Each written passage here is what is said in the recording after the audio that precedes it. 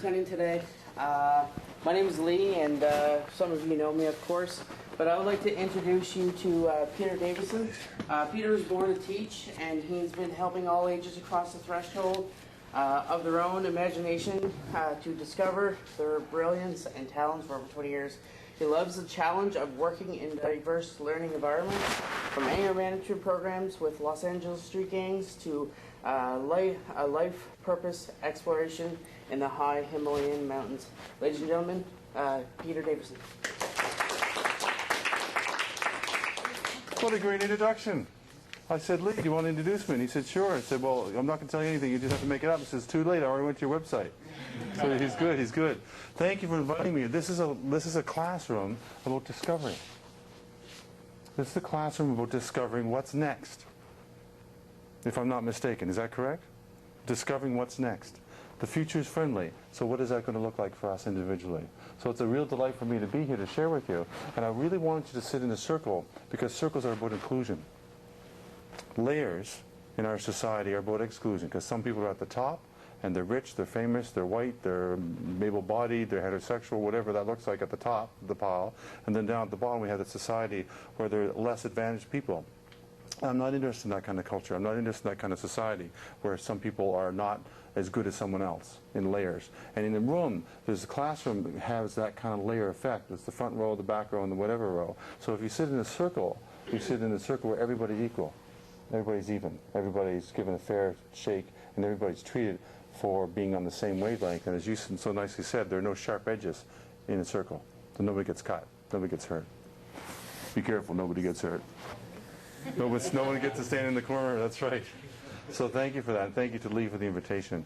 I want to start off with a little bit of a story, then we'll open it up for some conversation. Then I'll have a couple slideshows for you to talk about the possibilities of making the future as friendly as possible for whatever it is that you dream to do. I grew up in small town Nova Scotia, a little place called Parsville. And I have a confession to make. I failed grade 1. I blew it. I was really, really bad in school. I got a terrible head start in school. I failed grade 1. I don't know if you ever heard anybody's failed grade 1 before, but I failed grade 1.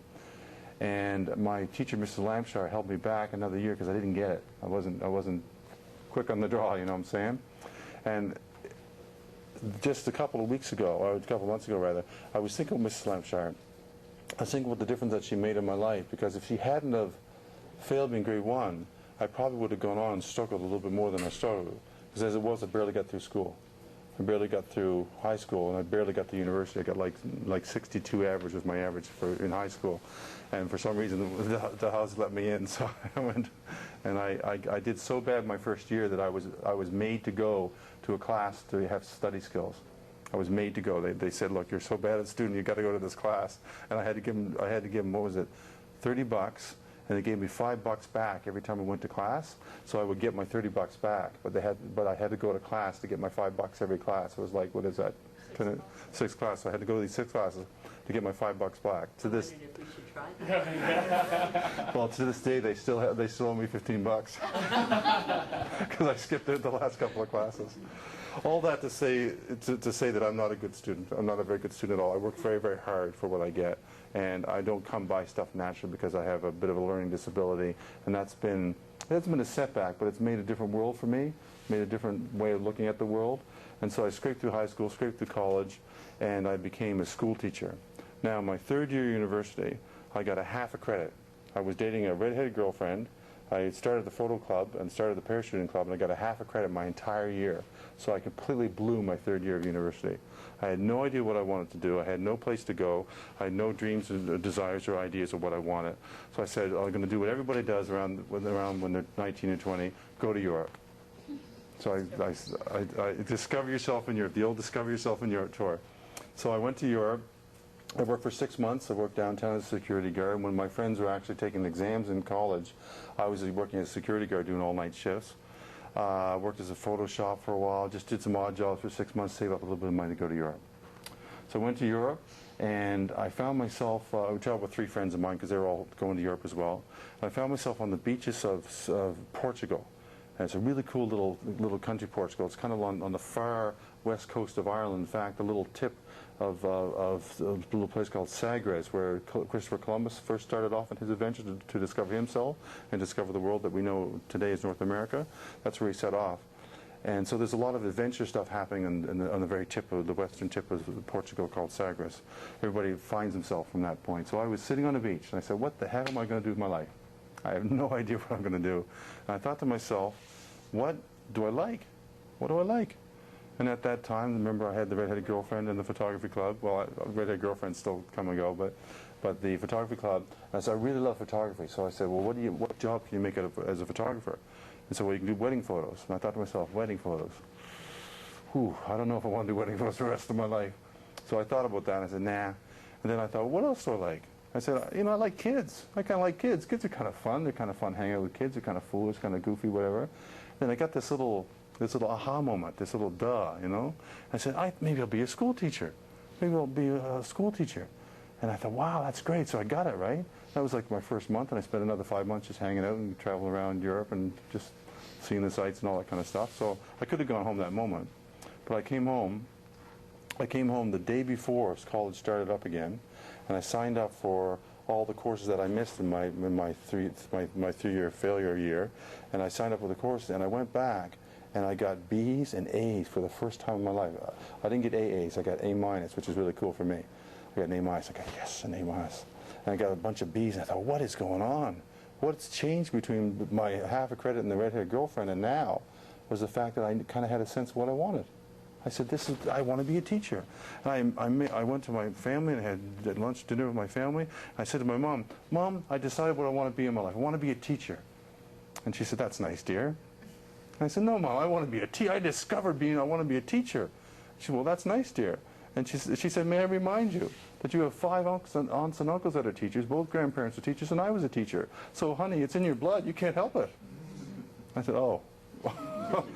But I had to figure it out for myself. I had to figure it out for myself, because people telling you what to do, telling you what to be, telling you what you could be, should be, would be, blah, blah, blah, blah, doesn't really count as much as you discovering it within. So I got the teaching thing. Went to teaching for a couple of years, 9 years. I taught grade 5 and 6, cute little grade. You remember grade 5 and 6? You didn't get in too much trouble, but you were, not too bad. You're smart enough to get stuff, but you didn't get in too much trouble. So it was kind of a nice grade.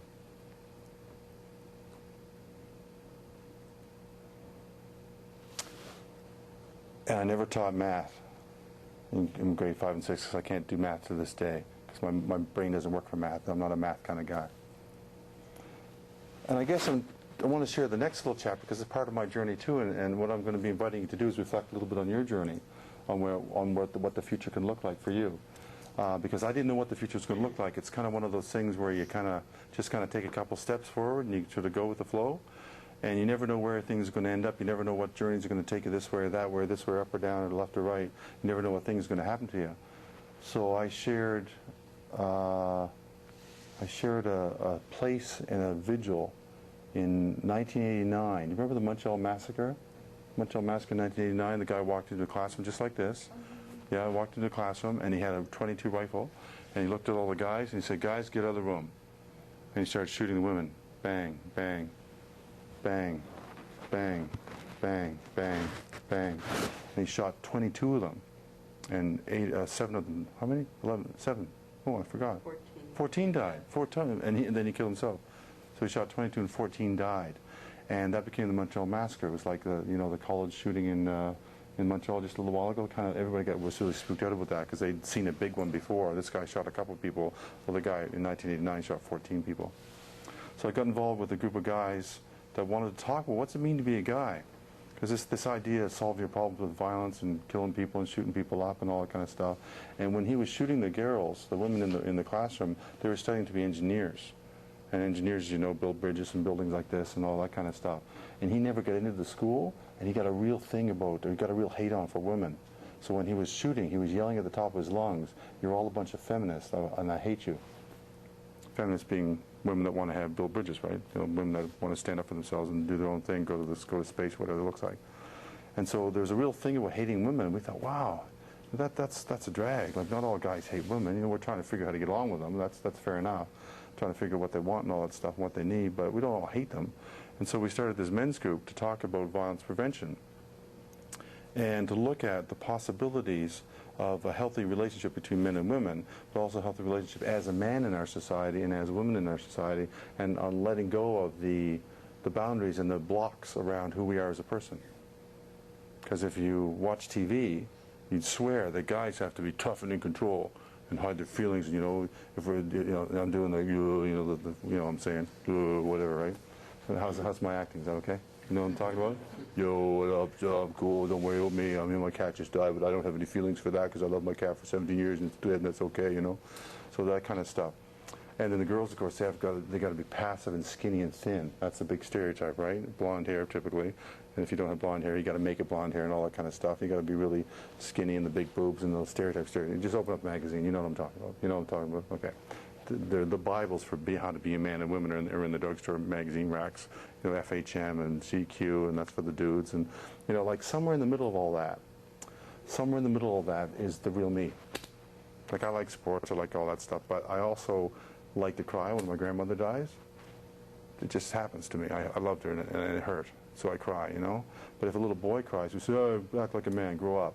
And so there's this little box, and why I'm telling you this, I want to tell you this very carefully. Why I'm telling you this is because sometimes in society, we get these messages, not just for boys and girls, but for people, that we can only be so much, that we can only fit within a box. And the stereotype box for guys and girls is like a box.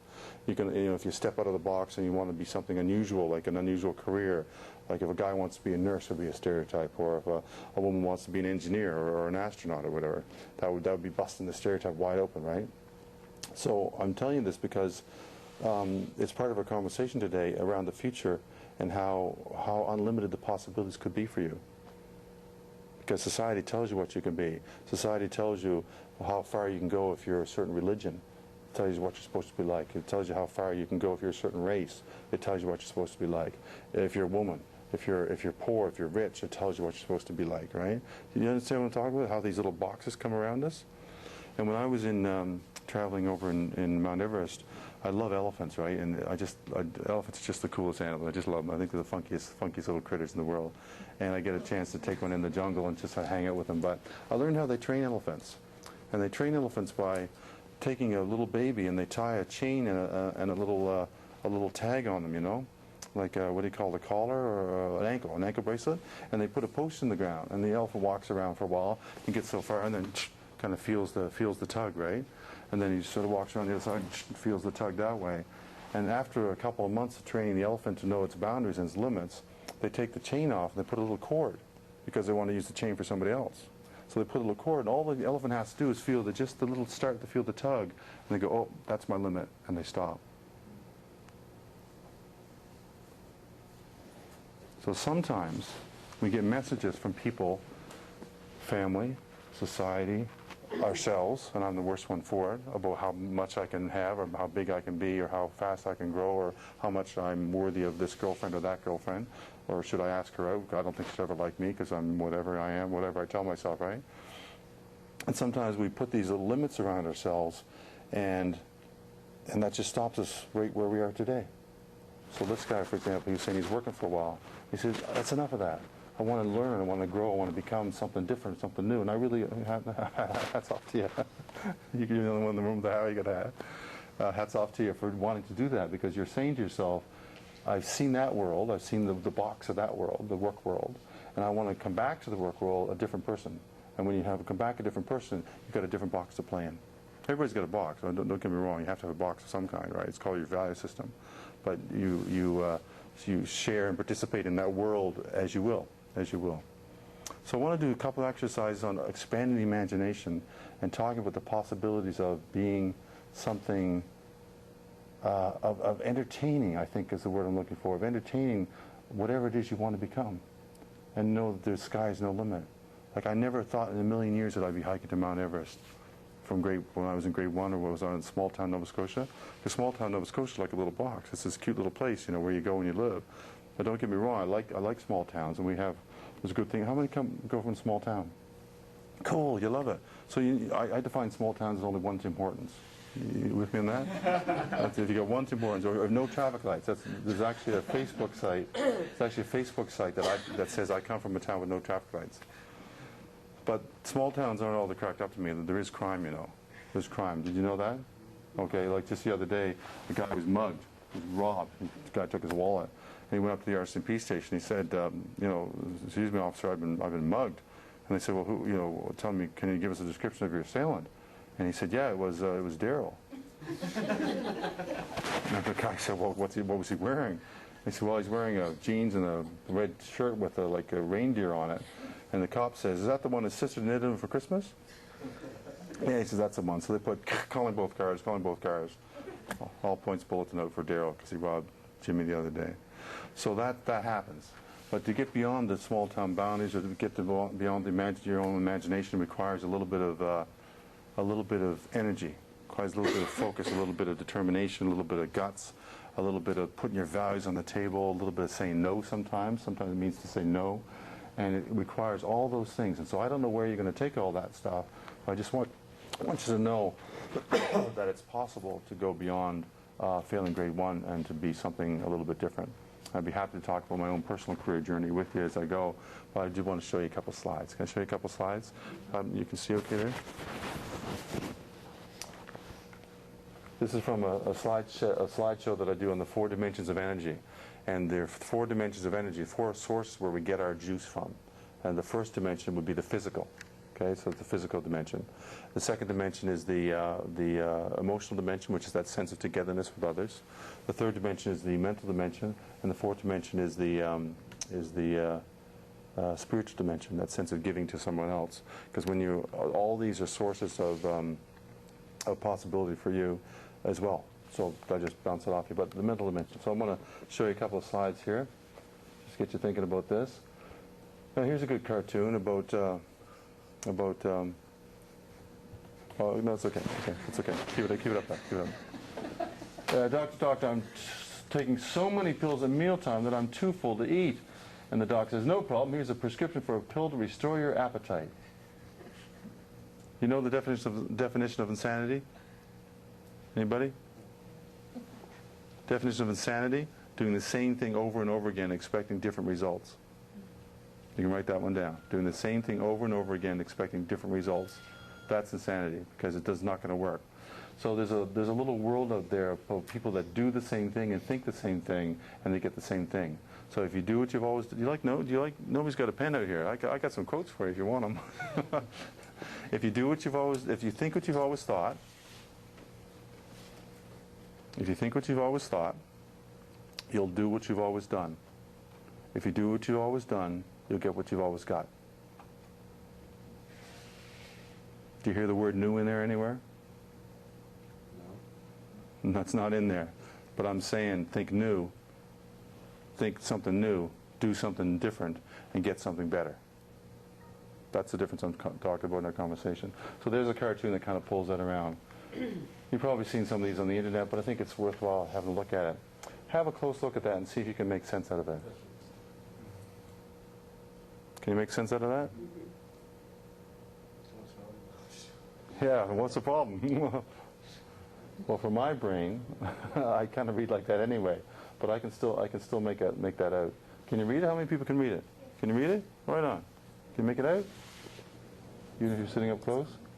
You can zoom up on it if you want, Lee. Just get a chance.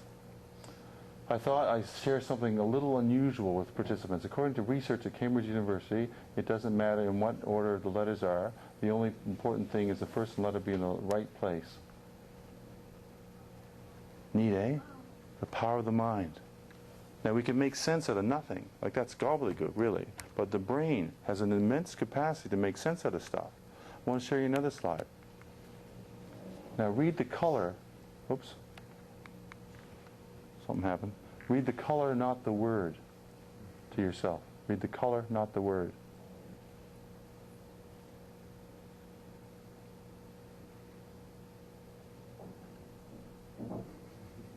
How's your brain doing? Is it going wah, wah, wah, wah, wah, wah? Because it should be. Because you know what's happening? There's an arm wrestle happening inside your head. It's the arm wrestle between your right brain and your left brain. You know we have right brains and left brains? The right brain wants to say the color, because it's the creative, artistic side of your head. The left brain says it's got to get the word, because the left brain's logical and mathematical and wants to get things right. So there's a little, did you get the wah wah wah in your brain? Could you actually feel it? It's kind of weird, isn't it? Like a little, try that with some Red Bull, see how far you get. Now the next slide I want to show you is actually a video. And it's what I'm actually doing here is opening up the point of view. And when we have an open point of view, we can see things differently. You with me on that? Because this is a class about seeing possibilities for your future, and where you take this, I don't know, but seeing possibilities for your future. So I want to share with you a video that actually is about focusing the mind on a task. Getting deliberate about a task and focusing the mind. You see okay there? You good with that? I'm going to show you a little clip. It's about 30 seconds long. It's got, I'll set it up because it comes on really fast and it doesn't take very long, so I'll give you the setup for it. It comes on with, there are 6 people, and they're all within the shot of the film, so the camera's just running all the time. They don't leave the shot, but they're all there, and there are 3 people have white t-shirts on, and 3 people have black t-shirts on. The black t-shirt folks are passing a basketball around, and the white team, we'll call them the white team, the white t-shirt folks are passing a basketball around. Now they don't pass across to the black team and the white team, they just pass to themselves. Okay, so the white team passes themselves, the black team passes to themselves.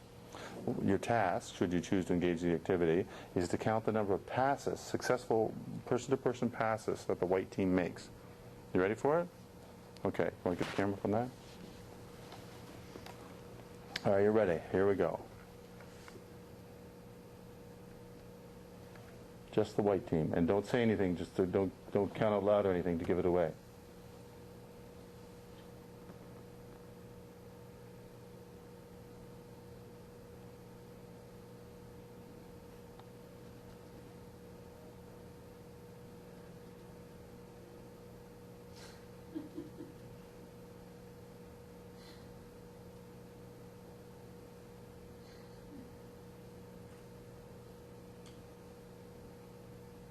Okay, now that last pass didn't count because he just tossed, but it wasn't a complete pass. Okay. How many people saw 12 passes? Hands up. 13 passes? 14 passes? 14? 15? Okay, 15's coming. 15? 16? Some saw 16. 17 passes? Some saw 17. 18 passes? Okay, you had 18. 19? More? Great, good job. You got it. Good for you. Thanks. Huh? How many? I have no idea. I have no idea because I never counted. Because I'm actually not going to give you the answer, because if I gave you the answer, if say the answer was 25, I'm not sure what just happened there. Say if the answer was 25, the people that got 25 go, yes! And they do their little 649 happy dance, right?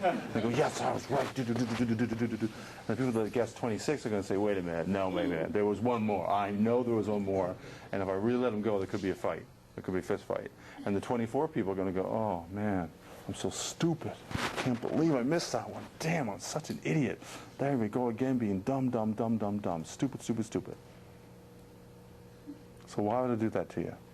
Why would I do that to you? Why would I set you up like that? Just tell us. No, I really don't know, honestly. I honestly don't know. Because the activity really isn't about counting the balls, it's about seeing what else is in the room. So someone had a chuckle, so you obviously saw something else in the room. How many people saw something else in the room? I didn't notice the gorilla until he started banging on his Started banging his chest? How many people saw a gorilla? Now, I'm losing my signal here. I'm not sure what happened.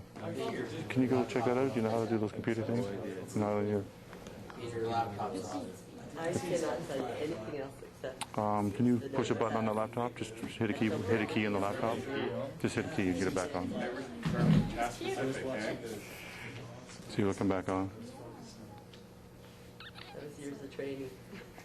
I want to show it to you again. Somebody could have been killed there. I wouldn't have known. I would have got the number of passes. That's really weird. Let's have a look.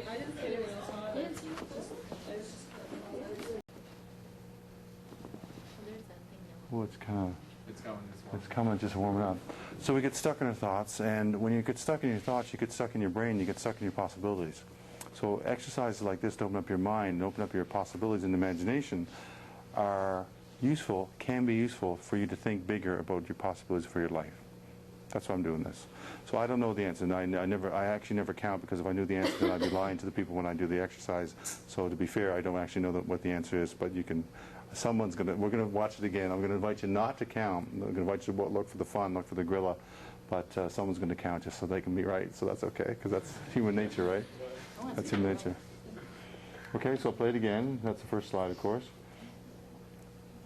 And just this time, don't try to be right. Don't try to be stuck or focused. Just watch for the whole show.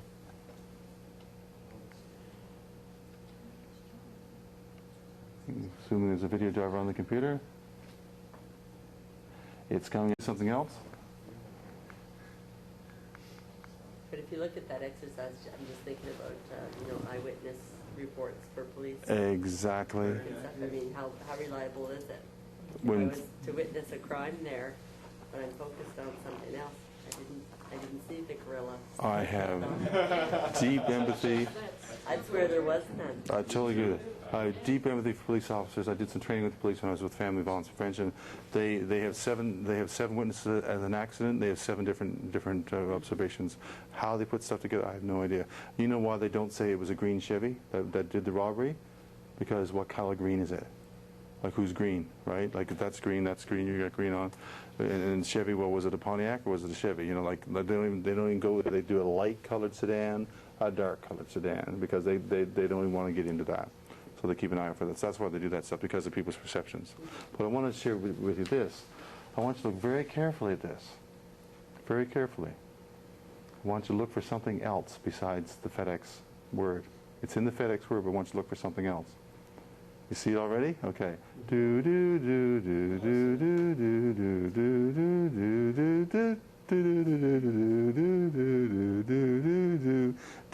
do do do do. Ding, ding, ding. Okay, do you see it in that image? Maybe.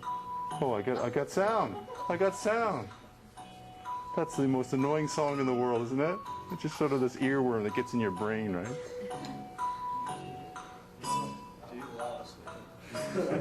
I didn't know we were wired for sound. Can you see it? There's something else in the symbol.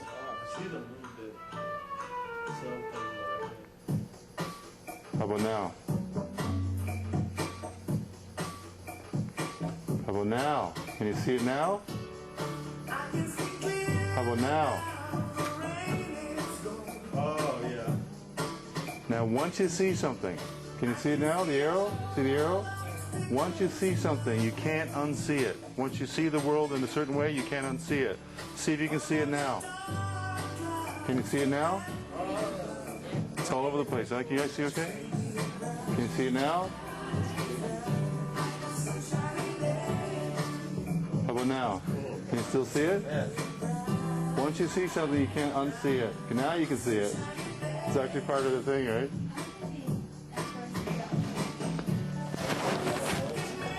Take a string. Actually, you want to pass these around? Give everybody a string. Thanks. You want to pass these around? Give everybody a washer? Just hand them and I'll wash out to everybody.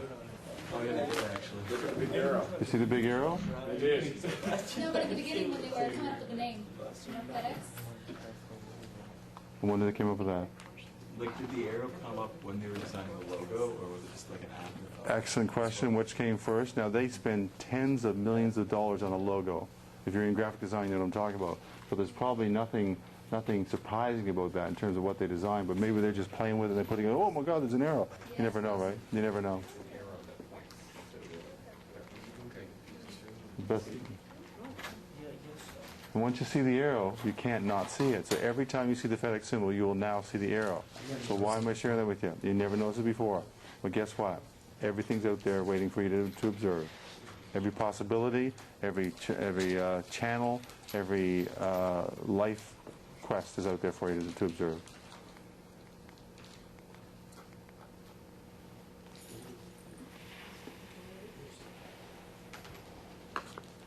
Oh, I need one too. Anyway, I'm passing around a washer and a string. Passing around a washer and a string. How's our time? What time is it? 20 minutes to go? Okay.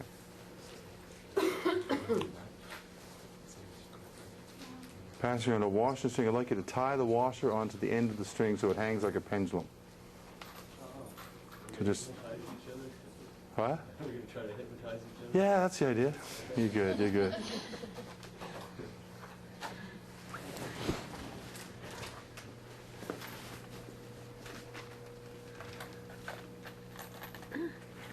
Thank you. One for yourself. You get to pick any one you want. That's your choice. Thank you. Tie a washer onto the end of the string.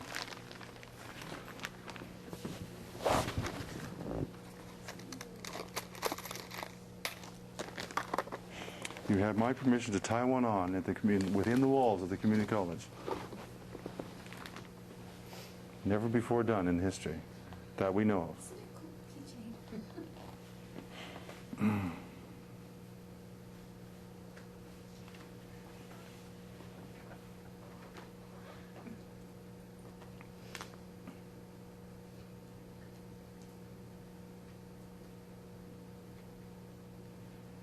Okay, it should look something like this. Roll? You rolling? Okay. Look, should something like this. Tying on to the very end. To the very end. The other end. The other very end. Okay, we'll give you a couple seconds for that. So it should swing like pendulum. So you get to hold one end and it kind of hangs down. It is actually like hypnotism. So we lose 12% of our brain. You know that already. It used to be 10%. We used to, well, actually, in terms of the capacity of what our brain could do, 3? Oh my God, the statistics are all over the place. In terms of our imagination, our creativity, we use very little of our brain. Our brain is operating on a level to operate our body. That's the conscious, that's the unconscious mind. But of our conscious brain, we're only tapping into a very small percentage of it. So what if you could see the world and see all the arrows and see all the grills in the world? What if you could expand your imagination to say, no torpedo, what's the expression, damn the torpedoes, full steam ahead? No setbacks in life. Or like that old story about the flea, if you put a flea under a glass, the flea jumps, right? The flea jumps to get away. The flea will jump and hit the glass for about 10 times, and then the flea learns how high the glass is, and jumps just before, just because it's stupid to hit its head every time, you know what I'm saying? And the fleas are actually quite smart. The flea will jump until it just gets to the very top of the glass, but it won't jump any higher. If you take the glass off, the fleas still jump exactly the height of the glass. Because we learn stuff, right? Like the elephant learns how to, its own limitations. So I want to do a little exercise to get across the point that we have within us. Every single person in this room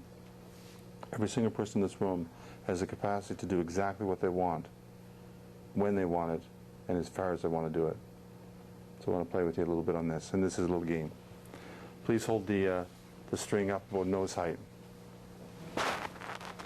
The very first thing you need to do before you ever get engaged in the world around you is to make sure you're very grounded. If you're off kilter, if you're stressed out, if you've got troubles going on, get those clear as much as you can, because you can't do the activity unless you're grounded. So grounded means feet flat on the floor.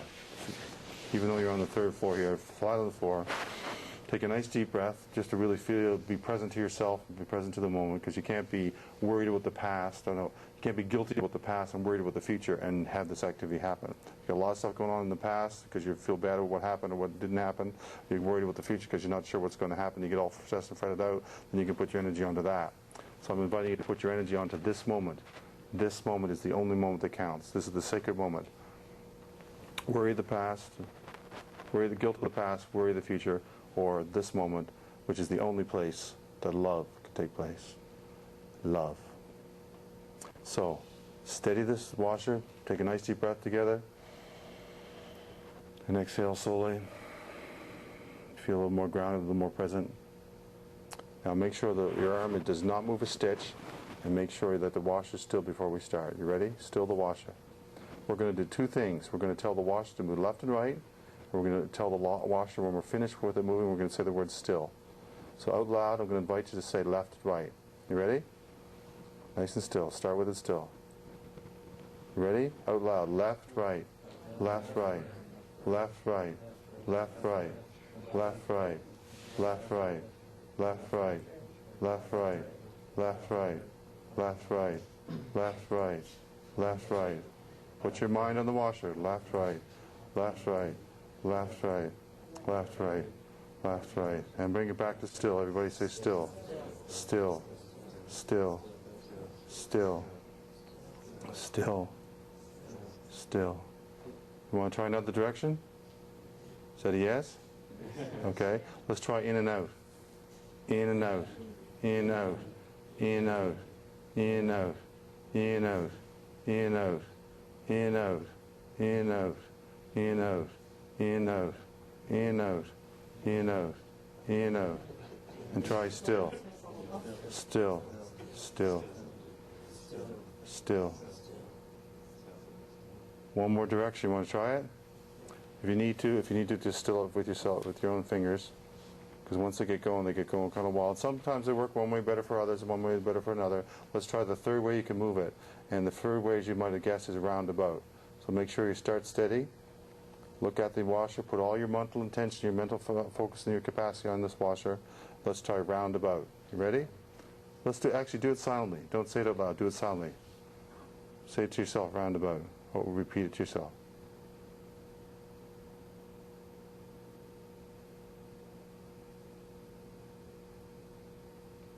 It's actually working.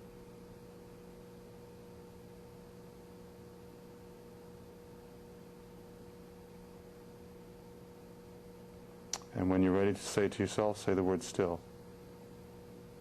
See if you can bring it back.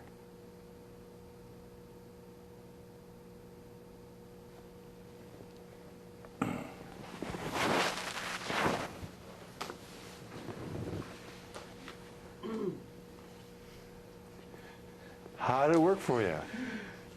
Discuss with your neighbor. What's that all about? Pair up. 2, 4, 6, 8, 10, 12, 14, 16, and 17, 18.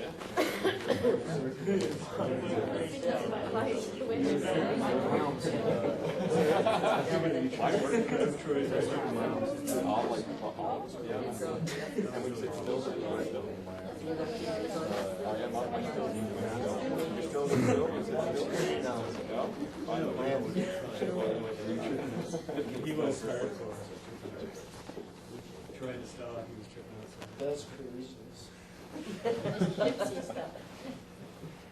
It's crazy. That is crazy. You know what's really, really crazy? Is that the camera on? Yes. Good. Because I got something important to say. What's really, really crazy, and I love what you said, I love it's crazy. What's really, really crazy is people in the world who don't believe in themselves. That's what's really crazy. I work with these people all the time. They don't believe in themselves, man. Like, you've got a strong presence, you know what I'm saying? Look at this guy. Look at the strength that he's got in his eyes. Look at his stance. He's got his foot. There's a little lazy in your foot. I like that. That's good. You got some balance. A little lazy in your foot.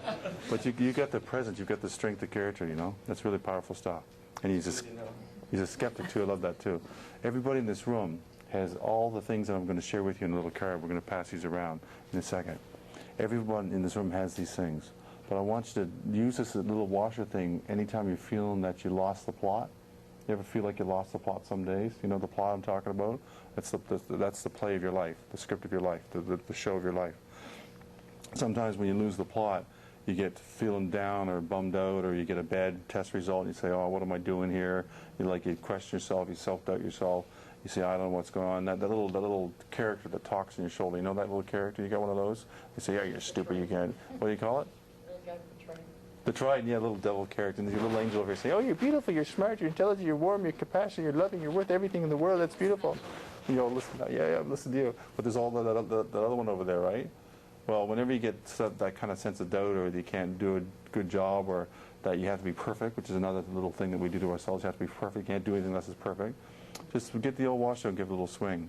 And there's a really good reason to share this with you. And it's really simple. It's a quote. If you want to write it down, it's very simple. What you think about, you bring about. What you think about, you bring about. If you wake up every morning saying, I'm going to have a lousy day, I'm stupid, I'm going to have a lousy day, and you got this little voice inside saying, oh boy, look out, world, here, it's going to be a lousy day. Well, guess what? You're going to put your little glasses on, and you're going to see the white team playing basketball, and that's all you're going to see. Because you decide you're going to see the white team. If you say, I'm going to have a great day, I'm going to be positive, I'm going to do my best, not be perfect, but do my best, then you're going to see the world with the gorilla having some fun. You can see the black team, the white team, you're going to see balance, and balanced mind is peace of mind. You can see balance, you can see peace of mind. What was that again? What do you think about? What you think about, you bring about. You move in the direction of your dominant thoughts. That's the power of the mind. You move in the direction of your dominant thoughts. If you want something in your life and you put it out there, you move in the direction of. There's a movie. Have you seen the movie called The Secret? There's a movie that's kind of like that. It's about attraction. Yeah. If it's on Oprah, it's got to be worth something, huh? Okay. Well, it's the same thing. It's the law of attraction. If you put it out there, you'll get more than you can imagine. So I want to share with you one other thing. Would you be so kind as to pass? Let me see these around.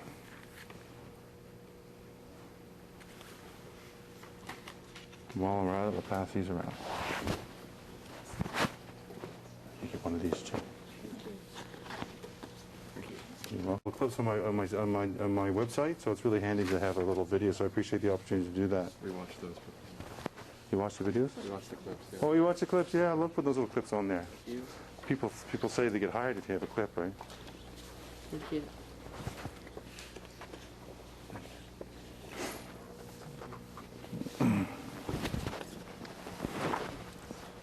On you and Michelle. Get those cards? Keep them going. Thank you.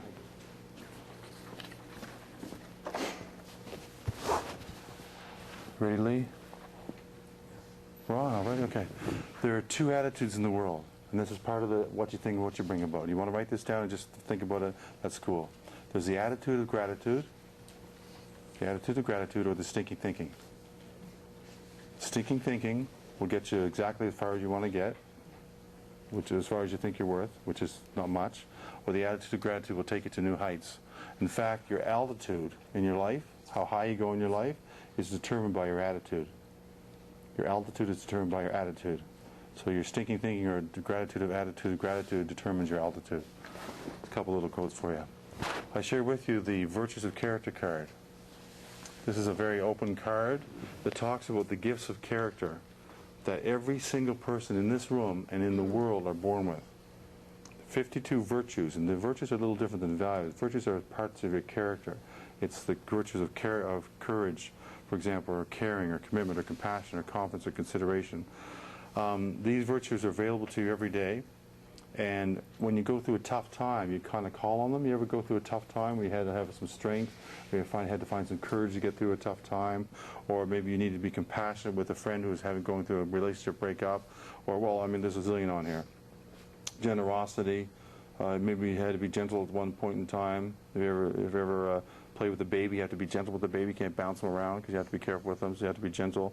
So that calls on that character of gentleness. So I want to share this with you as a card that you can take home, because it talks a little bit about just acknowledging, not just appreciating others for being who they are, but also appreciating yourself for the things that you need to call on in your life to do the best you can. Any questions about that? There's a bigger conversation to have, but just for now, that's for you to take. I have one other thing for you. Does everybody have a pen? Because there's a little thing, if you have a pen, you have an extra one in case anybody needs it. I knew you had a pen because you're in a school, for gosh sakes. On the back of the success card.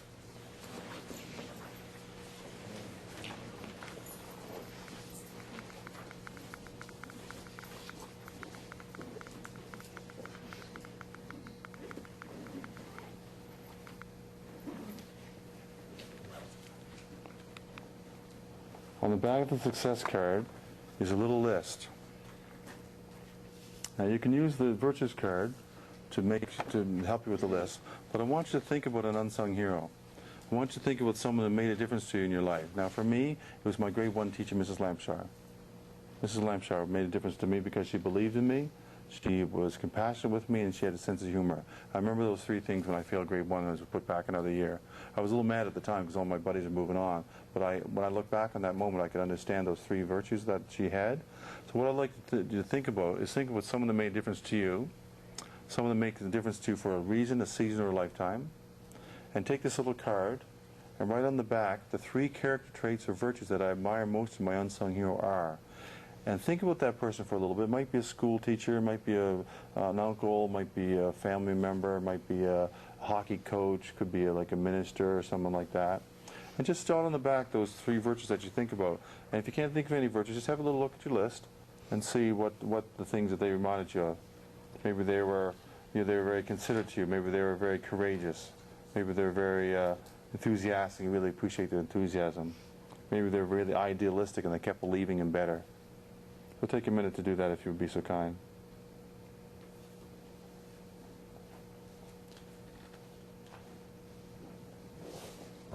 So find that virtue of character and put it on the back of your little success card. You get to take all this stuff home, so don't feel free. You guys got a pen? No, in school you got no pen. What the? I can't believe that. I don't have any pen either, but that's okay. Are you thinking about it? Just think about it, okay.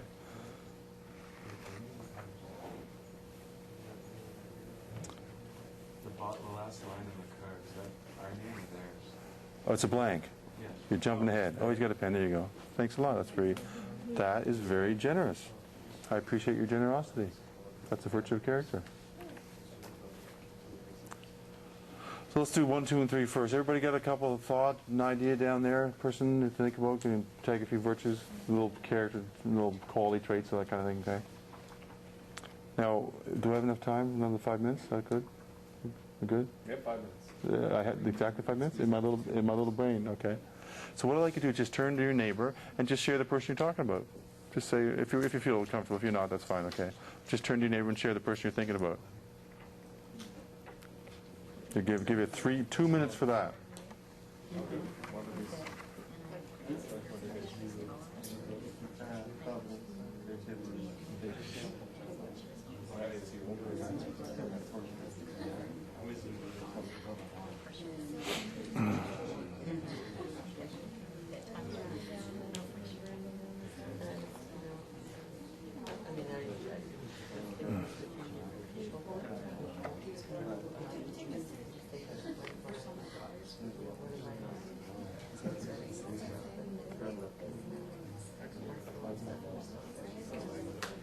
Is that on?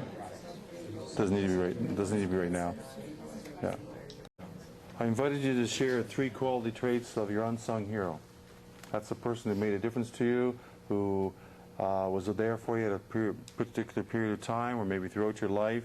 Maybe you haven't seen him for a while. You haven't seen him for a while. But I'd like you to do one little thing: is pick up your pen, and of those 3 traits that you recognized, I'd like you to fill in the blank. It says these traits are also the values and qualities that blank brings to serve others with a big heart. I'd like you to put a name in there, and the name is yours. Because, folks, this is how it works. When someone makes an influence in our lives, they instill within us some very deep qualities and characteristics, because the traits that you recognize in your unsung hero are also the traits that you possess, because otherwise, if you weren't in touch with them, you wouldn't be able to see them in others. So, whatever career you choose, whatever direction you take, the only thing that I know for certain is that you're going to pay it forward with these traits to someone else. So 20, 30 years from now, if I'm still alive, I'll be doing a workshop in the classroom, and I'm going to say, who are your unsung heroes? And someone is going to name you. And they're going to say these 3 traits, because you're going to be embodying those 3 traits for them, passing it forward. Do you know the word pay it forward? You know what I'm talking about? Well, that's what your career is all about. I don't know what your career looks like. I don't know how much you're going to get paid. I don't know what you're going to get called. I don't know what you're going to get classified as if you work in the government. I don't know anything about that. I only know one thing, that you're going to pay it forward by taking these qualities and traits. Now, here's your homework. Homework. Too bad, too bad. Your homework is to go and tell the person that you're talking about today, if they're still alive, tell them that you thought about them today. I had the great opportunity to have a cup of tea with Mrs. Lampshire on her 94th birthday. It was the year before she died. I had a cup of tea with Mrs. Lampshire, and I said, Mrs. Lampshire, I want to thank you for failing me in grade 1. She said, well, you always were a special boy. I said, Mrs. Lampshire, what I want you to know is that I didn't do very well in school, but I did make it through. I went on to become a teacher like you, Mrs. Lampshire, and I didn't teach grade 1, I taught grade 5 and 6. But I hope that I, in some way, model your witness to my life and try to believe in those kids, have a sense of humor, and be compassionate like you did for me. So I want to thank you, Mrs. Lampshire, for being that. And she said, that's nice, dear. So if you get a chance to go talk to them, please do so. If you don't get a chance to go talk to them, then you have to give them thanks. And by writing this down, you already gave them thanks. So you clear your homework assignment.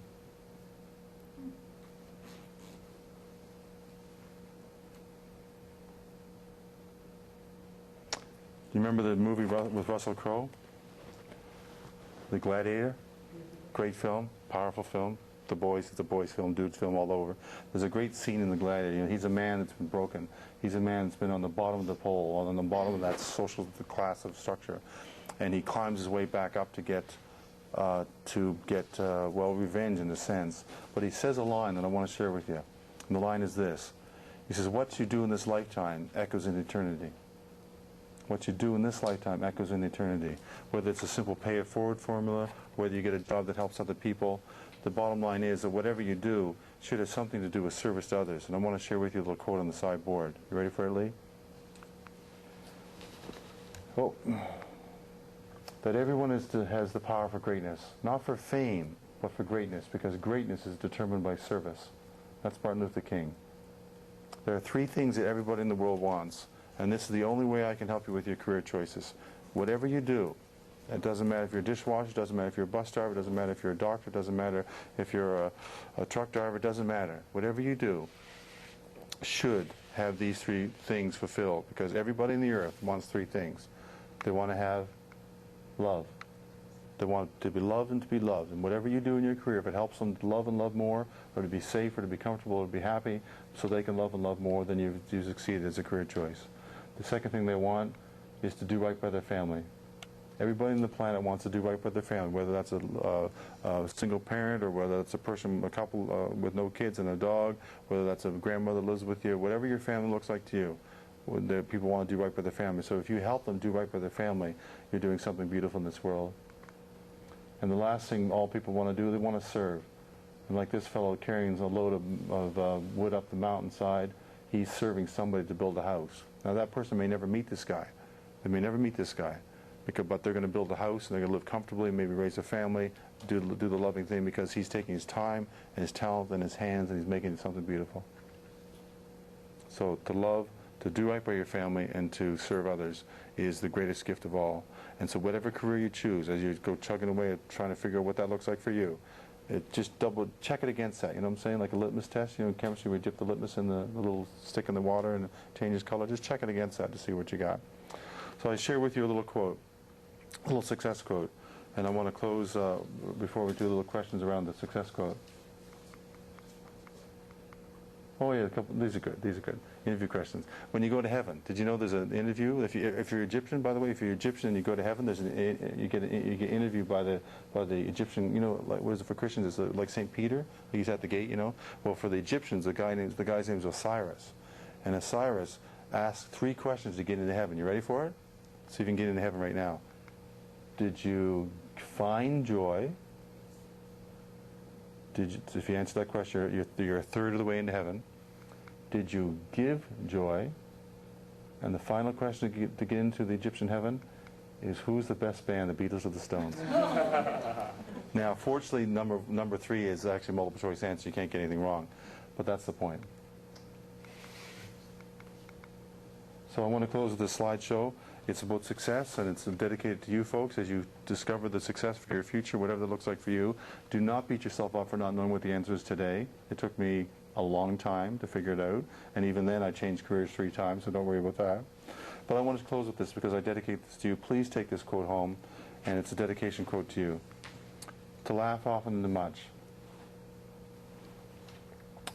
Success means to laugh often and much, to win the respect of intelligent people and the affection of children, to earn the appreciation of honest critics, and to endure the betrayal of false friends, to appreciate beauty, to find the best in others, to to leave the world a bit better, whether by a healthy child, a garden patch, compassionate health care, or redeemed social condition. To play with enthusiasm, sung with exaltation, and have friends like this. To know that even one life has breathed easier because you have lived. This is to have succeeded. So good luck with your stuff, folks. Take some time for questions.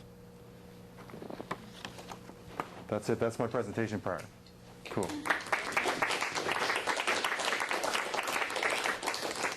I do have another little gift for you, but I'll do questions and stuff. We got. How long is this class? Oh. So we're done. Shoot. Okay. Just in the essence of time, we realize that some people have to leave to catch buses and all those Yeah. kinds of things. So if you want to stay back, I'll be here for 15 minutes if you want to have any questions. No, I have some booklets left over from one of my programs I'd love to give you, but I don't have enough for everybody. I got 12. So I don't know how you want to work that out, but if you're busting to have a book, come on up and get one. It's How to Energize Your Work. It's got some of the stuff in it. And I'd like to thank Lee for taking the initiative. So Lee, you're definitely getting a book, man. Thanks to Lee for taking the initiative to give me a call, and appreciate that. I appreciate it very much. Thanks very much. And Peter, on behalf of our class and our group, you said you're a hockey fan, so we got I 2 do. tickets. Talk to me. Talk to me. The Moose are rocking this year, They're man. red They're hot. doing a great job. Thanks a red lot. hot. Where'd you We get also- those? That's so cool. Oh, we got a little hookup. Little hookup. That is just ran out of front. Mug, Oh, an nice. SCC mug, and a pen and pencil set. So That's so cool. we Thank geared you. you up. Okay. Look at this. So That's a nice mug, man. Nothing personal. I usually get those funny little travel mugs. And I get like 500 of those things. That's a really nice mug. all right. Thanks So very much. thanks for taking the opportunity to come and speak with us Appreciate today. that. You're most welcome. Oops. Very enjoyable. Oops. All right. Okay, so you want to grab a jigger? Where'd they go? Oh, here they go. Want to grab a jigger? Please feel free to come up. Thank you. Thanks for coming out. Thanks for coming out. You want one? Grab one. It's all my contact stuff is right here. All the goodies, all the possible ways to get a hold of me are right there. Yeah, try to get them before they go. Listen, we just wanted to take a couple pictures, maybe of the group. Public school teacher.